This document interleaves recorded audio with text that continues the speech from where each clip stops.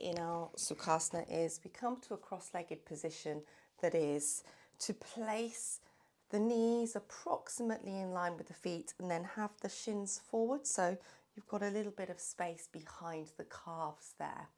Okay, and then if we draw our buttock flesh out and back behind us, we just make a little adjustment to the pelvis, so that pulling back of the buttock flesh allows the pelvis to very slightly tip forwards into an anterior tilt. So this is the natural positioning of the pelvis if we were standing.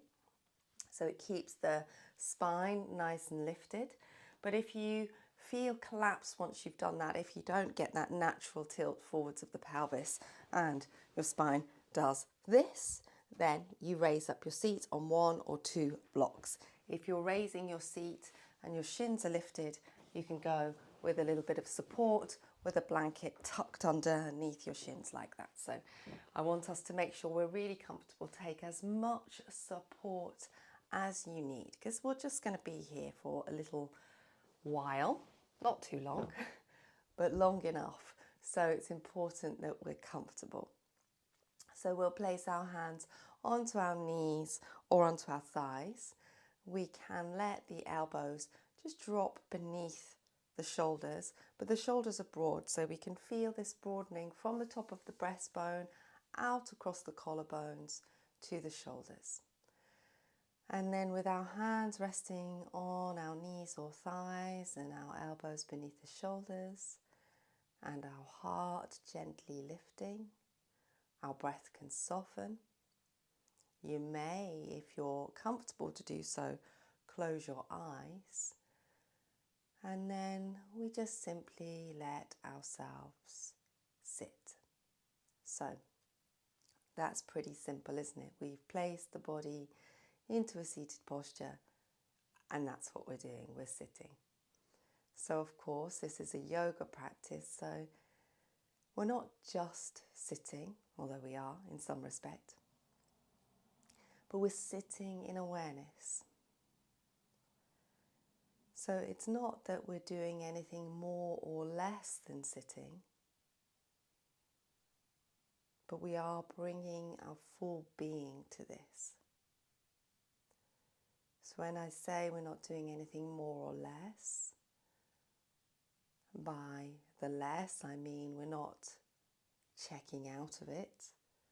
We're staying clear and calm and collected within the experience of the seated posture. We're feeling into it, we're connecting with it, we're breathing through it. And when I say we're not doing more is, we're not trying. So there is a relaxed effort that we bring to this.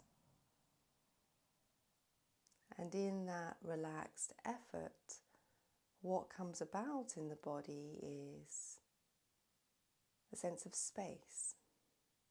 And this is one of the qualities that we're always looking for in our yoga practice, even though we do things that seem to contract the body in some way, we can find a spaciousness within those experiences. So we're going to start by just bringing our hands to the floor, either side of our body here.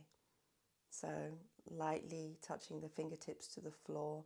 Now, if you're on a high lift, it might be that your hands are a little closer into the body. That's fine. So you just let the hands extend out to wherever they naturally come and let the fingers relax. So your arms are still in line with the shoulders and we're still broad across the chest and collarbones. We've got a little tone in the belly and we feel an elevation up through the center of the body, this plumb midline of the body.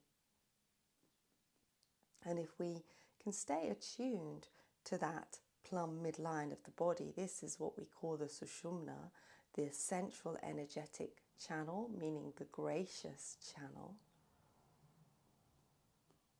Then we can start to experience some of the fruits of yoga by aligning our awareness to that, a channel of space. Okay, so let's take the left hand now. I'm going to take it up and raise it up in a wide circle. We're going to place a little bit of pressure through the right fingertips that's going to turn the body. So we're going to use the hand pushing into the floor to rotate the body towards the right, and then just bring that arm down. So we create a big arc with the arm, but we drive the turn of the body through our hand that's in contact with the floor. So see if you can feel that action. Lifting that arm up, because of course we could just turn our body because we are able to do that, but we're going to let that turn come from the pressure of that hand. So it's like a little lever that we create there with the hand.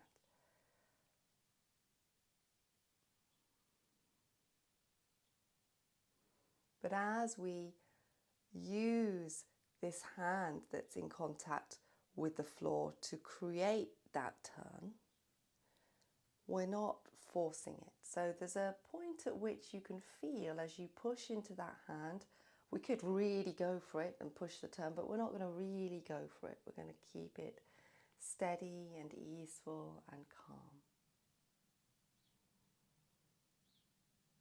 Okay, we'll take one more rotation in that direction. Again, let that rotation come from the hand that's in contact with the floor. Resist the temptation to just simply turn your body, because we can, but we're allowing this arm here to drive that action. Okay, we bring the hand down. We feel into the breath. We have a little bit of movement. We check in with the body, and if there's any discomfort arising through the hips, knees, ankles, we can modify our supports if we feel we need to, if we didn't get it quite right.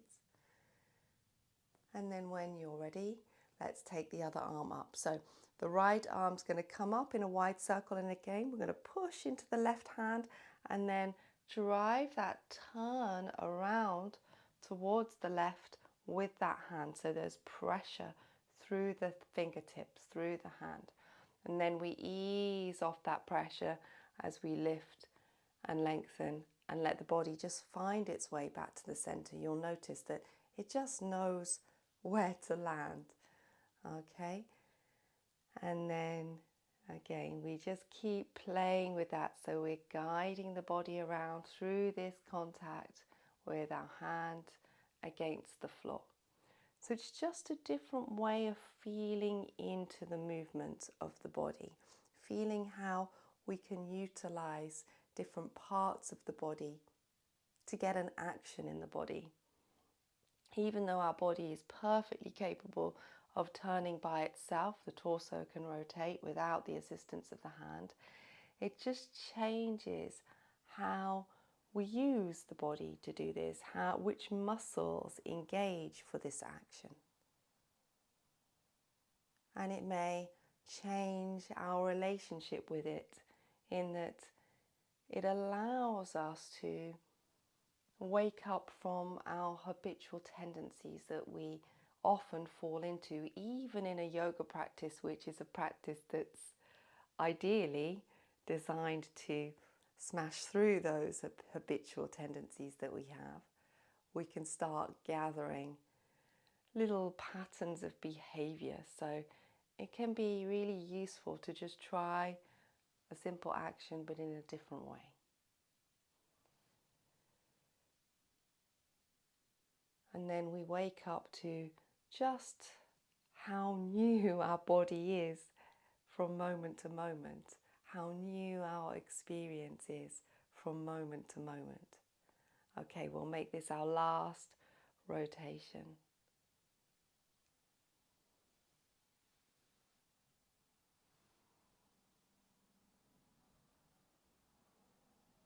And then we come back into the center and we place our hands there onto the knees or onto the thighs and have a little move around, a little roll around through the shoulders. We're probably ready to change the cross of our legs by now. So you might need a little movement through the legs. So remember which leg was in front before you extend the legs out. Give them a little bit of movement. Have a little shake through them. Have a little shimmy through the torso if you need to.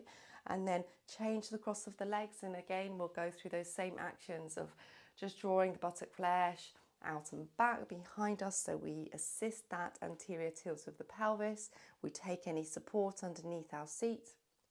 If we're sitting on support, we don't sit too far back on it. We take a little support underneath the shins, and again, we'll just start by coming back to that seated position where, you know, we're sitting, but not more, not less. We're sitting in awareness.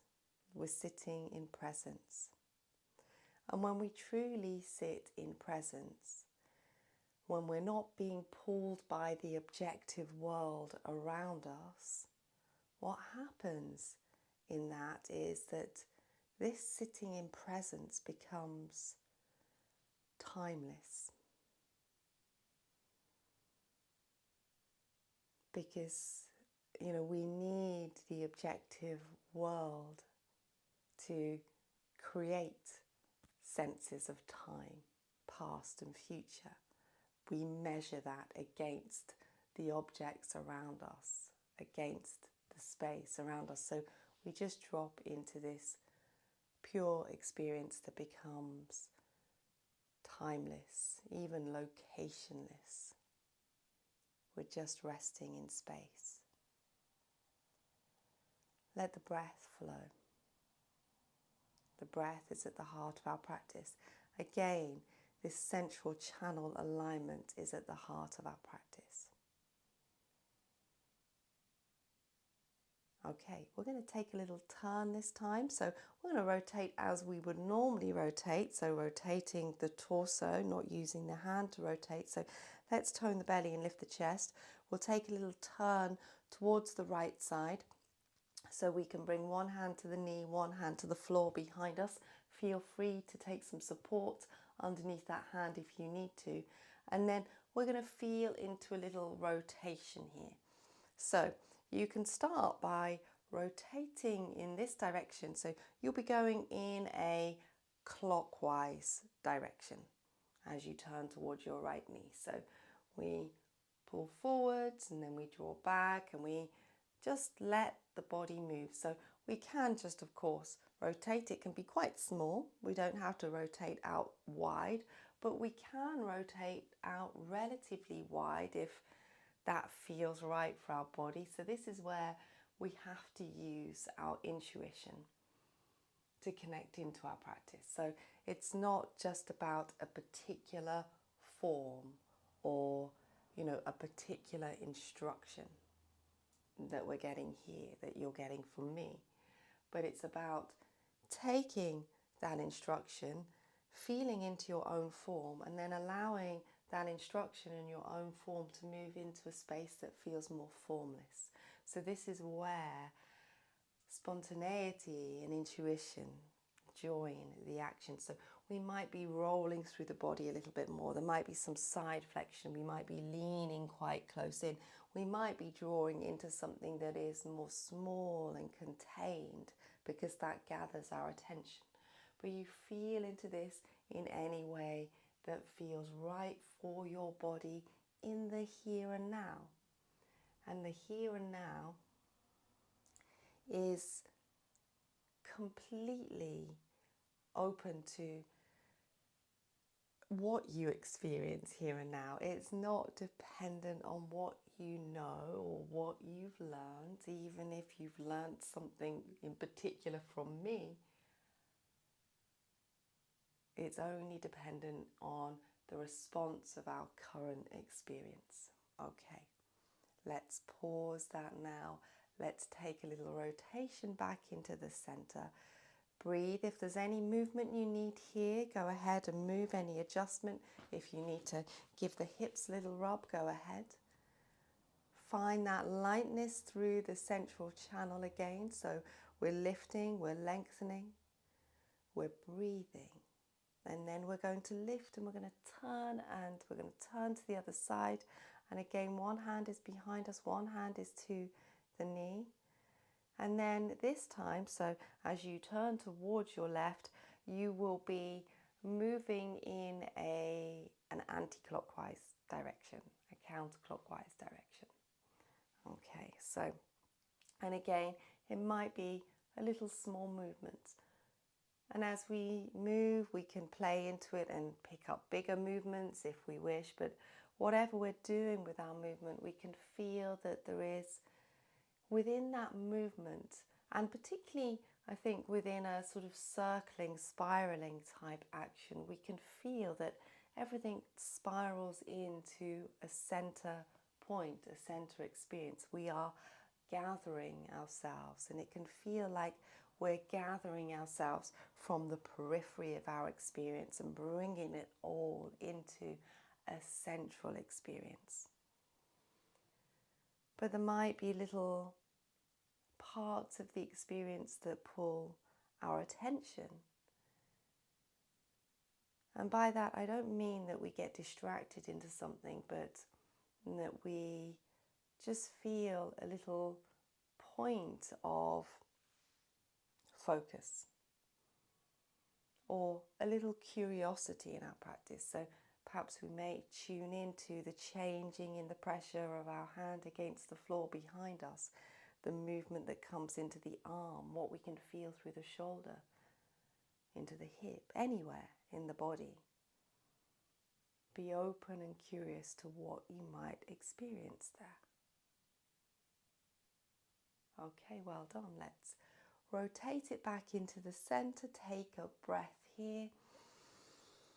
And just give to the breath. This is the joy of practicing in your own home. You can make as much sound as you like. So you can take really deep breaths.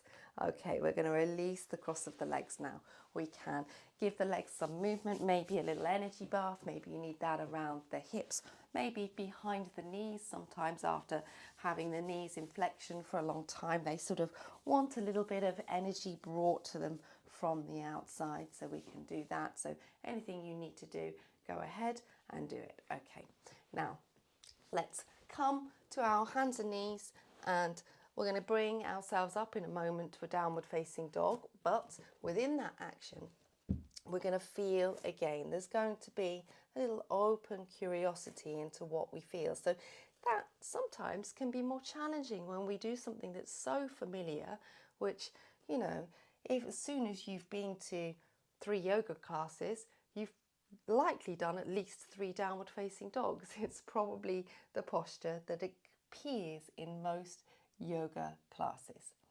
So we can really develop particular relationships with something like that. So here on our hands and knees, we're playing with a little bit of movement, as we often do. But rather than looking to feel into a pattern of behavior or experience, again, let everything drop into now.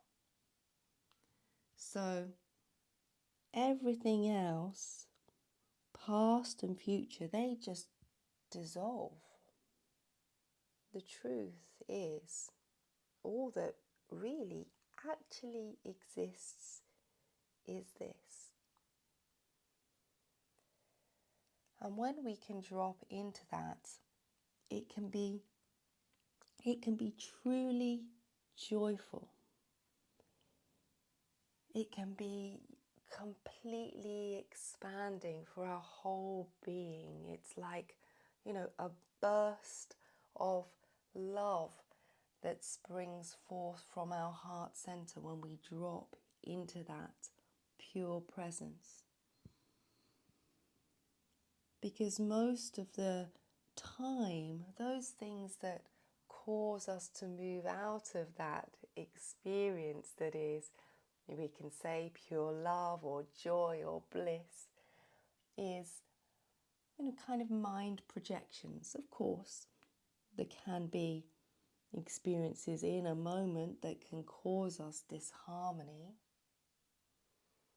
but often it's the relationship of the mind to that experience, and often it's a relationship of the mind projecting.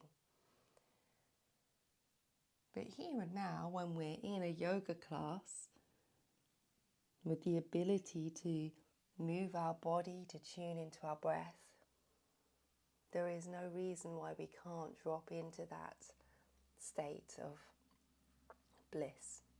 Okay, let's bring it up into a downward facing dog. Let's play into it. Let's breathe into it. Let's have a little bit of movement. So we haven't actually stretched out the back of our legs yet. And this is an area that we often feel a little tight, particularly when we're in a morning practice. So we can play with extending one leg, bending the other leg, wiggling across the hips, but keep energy through the hands. Keep drawing up through the arms, up through the torso. Keep breathing and giving yourself to this in any way that you can. Offer yourself into it completely. Let the breath flow. Okay, we're going to take a little lean forward. So we're going to bring our shoulders above our wrists. We're going to take our heels back. We're going to tone the belly so we come into a plank pose and we breathe into that. And obviously, anytime you need to release from this, you can push back into your downward facing dog. Notice if that release comes from an instruction of your body or whether it comes from your mind. Okay, well done. Let's bring ourselves back into our downward facing dog. So Adho Mukha Svanasana. And we breathe and we give to it. And then we're going to come down. We're going to come to our hands and knees. We're going to take the toes back. Just tune into a little release through the soles of the feet for a moment.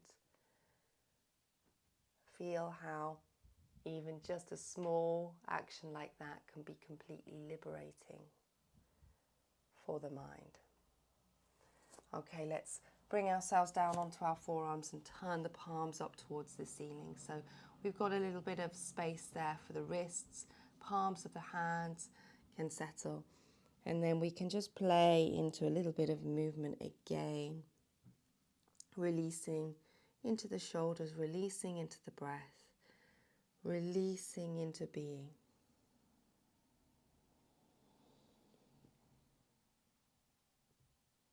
A total giving, because why wouldn't we?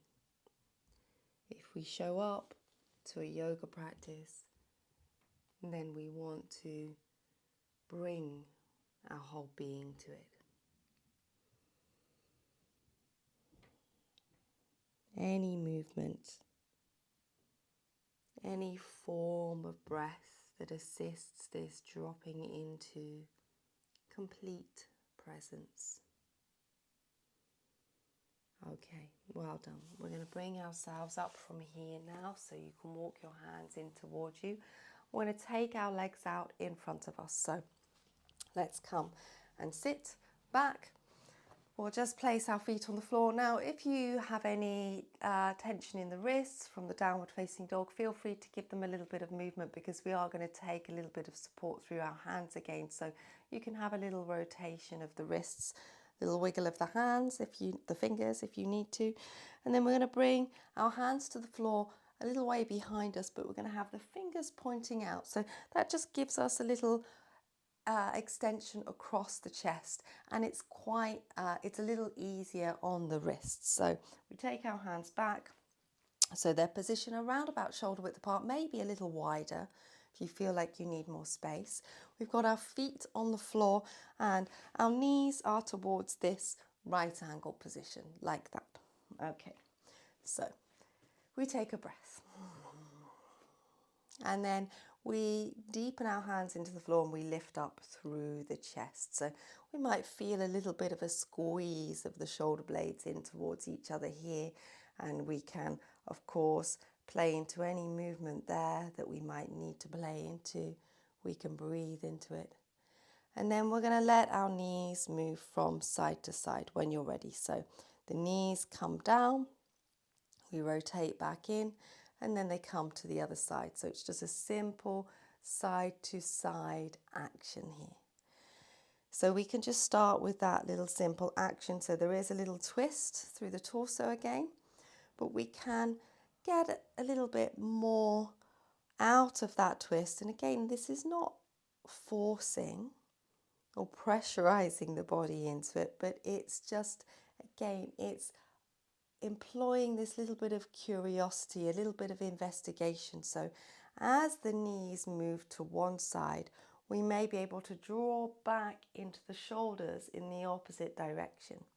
So, for example, as the knees move towards the right, we can pull back through the left shoulder. So we add a little bit of an extra squeeze into our twist, okay? So you can play with that at your own pace, adding that little bit of an extra squeeze into your twist. Letting the breath flow, even embracing the breath, so it feels like you really meet it. Okay, well done. Now we'll come back to the center, having moved equally to both sides. If you can remember which way you dropped your knees to start with, it doesn't actually ultimately matter. But we'll lean forward. So this, with the feet further forwards, when we lean forwards, this encourages us to come forwards of the sitting bones. You can draw your buttock flesh out and back. You rest your forearms across your knees or shins there.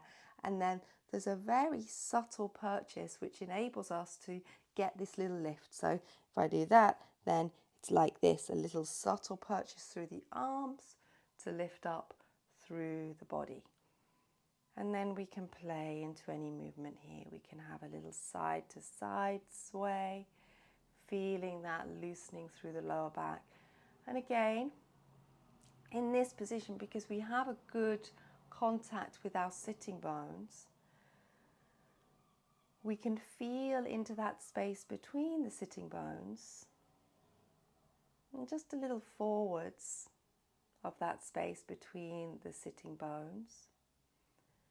We can tune into the central energetic channel. So we can feel that we can lift and lengthen from the center of the pelvic floor up through the middle of the body, up towards the crown of the head. And we can breathe through it, and we can open up to it. Wonderful. Okay, let's ease off. Again, any movement that you might need in the wrists, we're going to bring the hands back down to the same position. We're going to take a little lean back. And this time what we're going to do is we're going to cross one foot over the other knee. So we're going to, if you extend, let's all do the same leg. We'll extend our right leg to the floor. We'll take the left leg and then we're going to cross the outer ankle or outer foot just at the top of the knee. So we're all familiar with this action, aren't we? We're familiar with this threading the needle, sukhasana. So we're going to bring our legs into the same position. So then once you've done that, you pick up the other leg and you bring the foot to the floor. Now, that can be quite tight in the hip to get the foot flat to the floor. And if it's tight, you take the foot further forwards and just rest on the back of the heel, okay? So if you find it too strong to come to here, make sure you don't drop into the lower back. So we're going to press into our hands and stay lifted up through the chest. And we're just going to breathe into this and have a little gentle rocking across the foot that's on the floor or across the heel. So we can loosen up into the hip and groin area. We can find our breath here. Okay, and then we'll pause. And now we're going to take this into a twisting action. So we've all got our left leg on top. So we're going to take our legs over towards the right, bringing that foot down to the floor. Okay.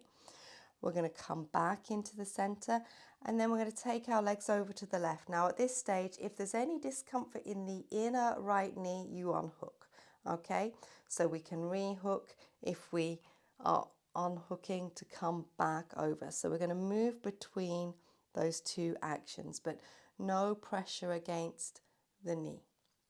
Now, as we did with our previous sort of seated twist that we did, we can add that little extra squeeze into it if we like. So as the legs come down to the right, we can pull the shoulders around to the left, keep lifting up into it.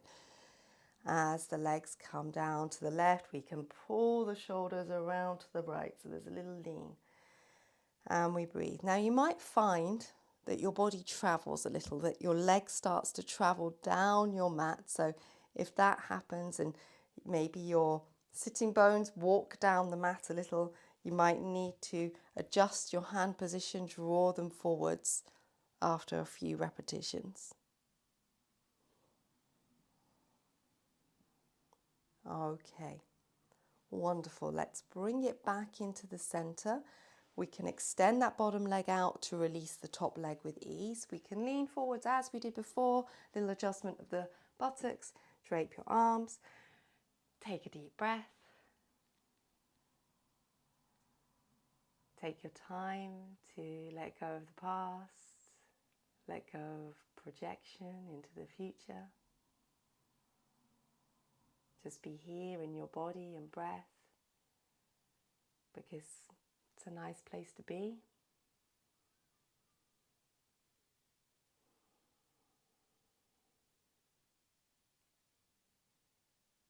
And then when you're ready, let's move back again. Any movement into the wrist, because we are doing that weight bearing, which is really positive for the wrists, by the way. So even if it feels a little bit tight, know that that weight bearing is actually good. So it's good to do long term. And then we're going to come back, and again, we're going to extend. So you can extend your left leg to the floor this time. We're going to cross the right leg over the left knee, just above the knee. So it's at the bottom of the thigh, resting just above the bony prominence of the ankle or against the foot, whatever feels comfortable for you. Then you bend up the other leg, so you draw your legs in towards you. We press our hands into the floor and we get that lift into the chest. And again, we can just have a little gentle rock across the foot and the sitting bones there. So this is just a little way of loosening up through the hips and groin area before we come into our twisting action. Let's be really clear that we're not going to collapse down into this. So we're going to stay light through the torso. So there is going to be a little pressure through the hands, a little purchase through the hands. But, it's in harmony with the breath. Okay, now let's take the legs over again. So we've got our right leg on top, so we can start by going over to the left. And we're just moving the legs at this stage, rocking across the back of the foot, or back of the heel, or across the foot. And again, if it's any discomfort to the inner knee, you unhook that foot when you come to this stage. Okay, so we just move through that at our own pace. And then when we feel ready, if we feel ready to add a little bit more depth into the twist, we can then take that little squeeze in the opposite direction, the shoulders moving away from the turn of the legs, the breath flowing.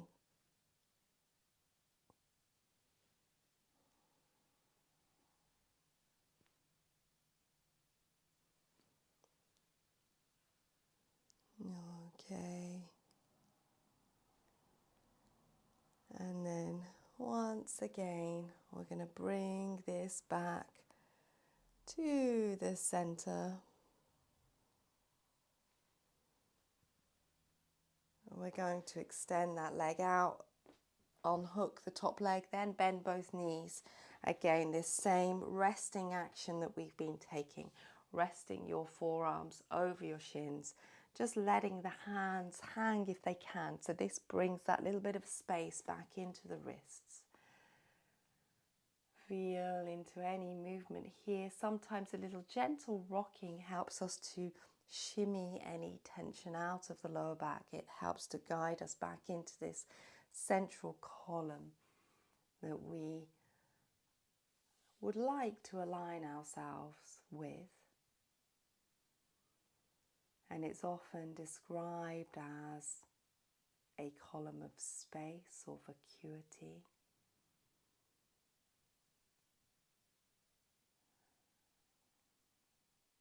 But within that, there's a vibrancy, there's an aliveness. And although it might not be that easy for us to tune into this, or visualize this, create this. What we can feel is that there's a lightness in the torso, that there's length, that there's breath.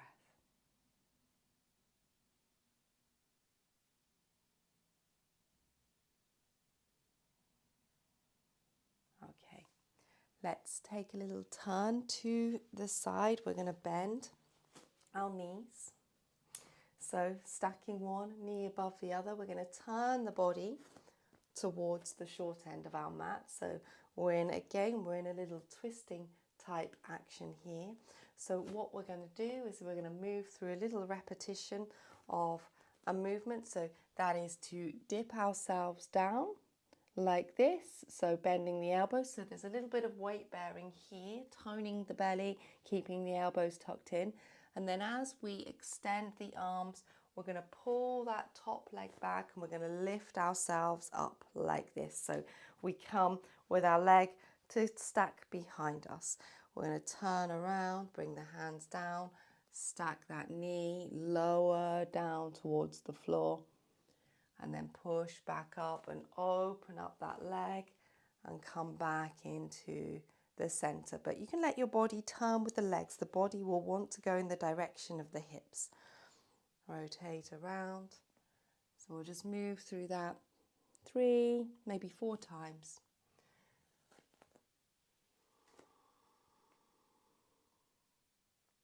Notice how the breath wants to join the movement. Okay, when you next push yourselves up now, we'll just take a moment to pause. It's okay that your buttock of this back leg may be lifted off the floor. That's fine. Okay, let's bring the legs to stacked and then we can swap them around to the other side. And again, we've got that little bit of space, so we're going to let ourselves lift and turn. Hands to the floor. Again, we're going to lower down with the knees stacked or thereabouts. There might be a little bit of space between them. And then we come up and we lift that top leg up and we pull that top leg back, and it helps to pull the body back up. Okay, we turn, hands to the floor, we lower down, and again we're going to move this through this 4 times as we did on the previous side. Let's see if we can keep some tone in the belly, so that helps to control this movement of the body.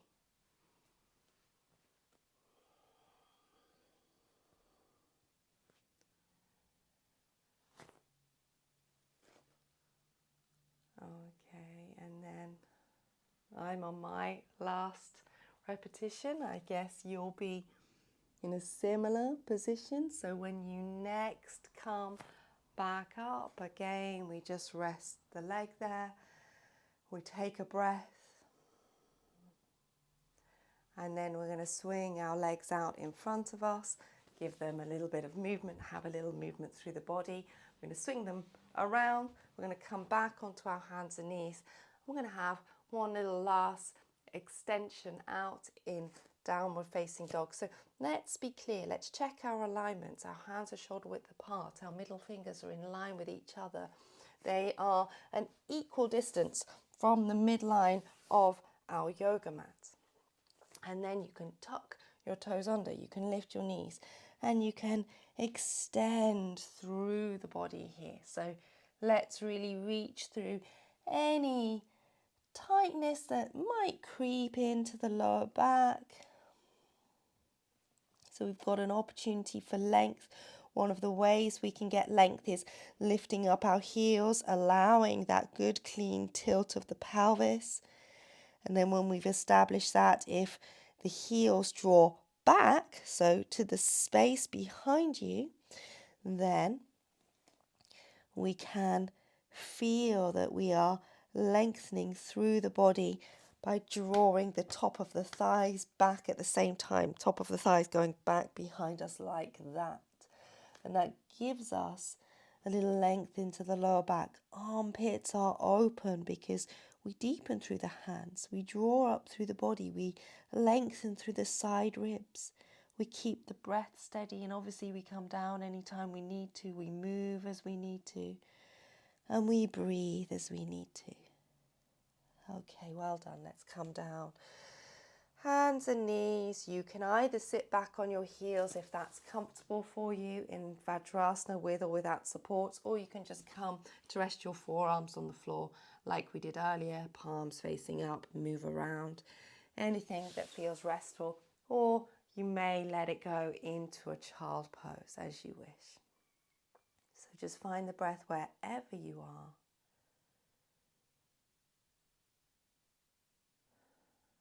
Watch as the sensations from that action dissolve.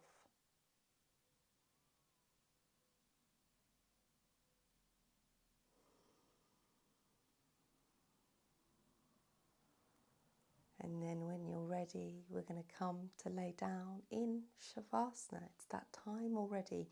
You might want to have a little bit of movement here, so we can lay down, we can perhaps give our knees a little hug into our chest, have a little rock around, maybe a little descent of the knees from side to side like we did in our seated posture. And then you come down and you make sure that you've got support underneath your head. That's important if your head leans back like this. So we want to make sure that the head is in this natural position for the neck. And we want to make sure that the shoulders are nice and broad. We can release the arms down. We can tone the belly. We can lift the chest, or open the chest rather, in that position. And you may have your feet on the floor and lengthen the pelvis forwards like this. Press the feet in, lift the pelvis, lengthen it forwards. You can, ideally, we extend our legs out, because then there is no part of our body that is having to use any effort to hold us in place. We're fully supported. But if it's not comfortable in the lower back, a bit of support behind the back of the knees is really useful. And, you know, if that fails, then you can place your feet on the floor. Of course you can. Arms away from the body, palms towards the ceiling, or hands resting softly on the torso. And then you close your eyes in your own time and just feel that closing of the eyes as a little gathering in. And then simply feel into the flow of the breath here. And give to that. Give to that easeful flow.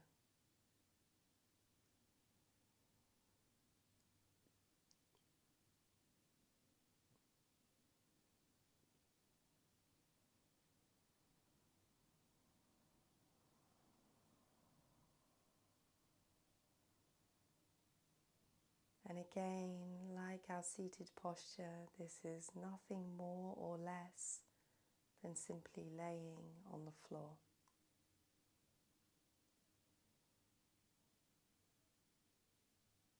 It's not less, because, you know, what is less than this is laying on the floor and checking out, drifting off. But it's laying on the floor in complete awareness. It's laying here in the vibrancy of being.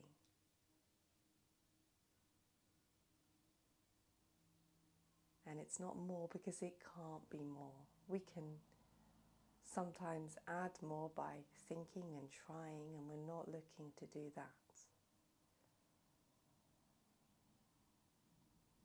But we're simply allowing ourselves to be here in the full glory of being. The vitality of our own being, of consciousness. So some of you may be restricted by time and need to move out of your shavasana now. So if that's the case for you, you may bend your knees and place your feet to the floor, taking a slower, deeper breath here, adjusting your pelvis as you need to so you're comfortable in the lower back. Of course, you're welcome to lay on as long as you like, and we can then roll ourselves onto our right side and just pause there. Breathe there.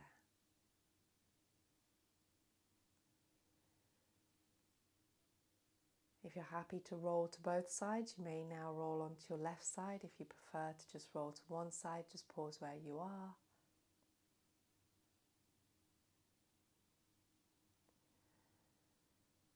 And then when you're ready, bring yourselves up from your side and just have a little stretch out. That's it, whatever you need, a deeper breath.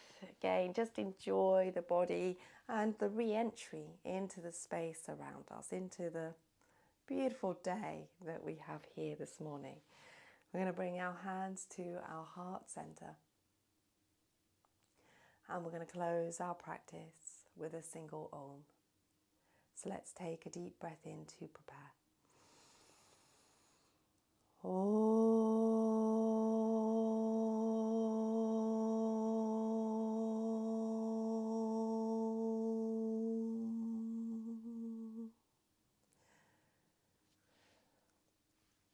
Thank you all very much. Namaste, Namovaha. Reverence to you all.